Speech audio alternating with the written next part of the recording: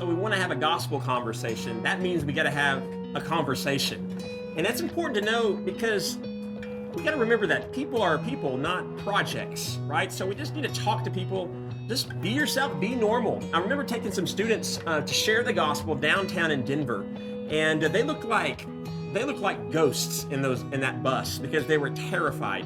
And what they were worried about is just having to be somebody that they weren't. And so I told them, hey guys, I'm gonna do you a favor.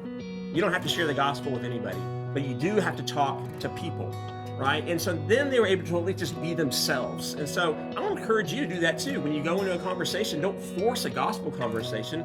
Just talk to somebody, right? And for some, that's really easy, and others, that's really difficult. I mean, for me, I'm a natural introvert.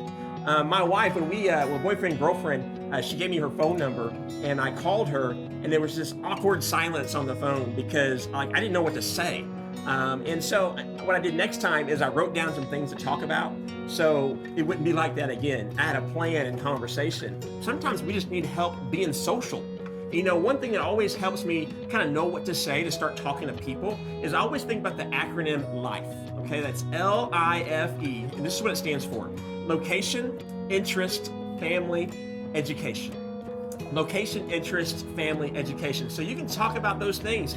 Where you're from, or where you've been, or where you've lived in the past, or what do you like to do, or what do they like to do, or when it comes to their family, ask about their family, and they'll keep talking about that. Or where did you go to school, or where do you go to school, or college or high school, all those things, people will talk about it. Try to find a way to switch from that natural conversation to a spiritual conversation. It's almost like just putting your foot in the door and trying to crack that door open into that spiritual conversation.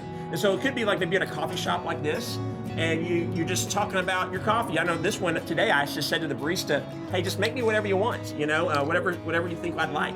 And she just made something, and I think about the taste buds in my mouth, and imagine just talking to somebody and saying, hey, I was thinking about the millions of taste buds that are in this tongue that God has made. What do you think about that? Do you think that God made everything? Or do you think that it's just a coincidence? And so just things like that can help you just take that natural conversation to spiritual.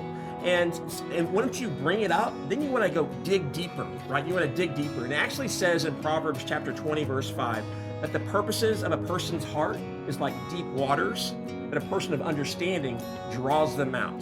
And that's the whole purpose of opening a conversation.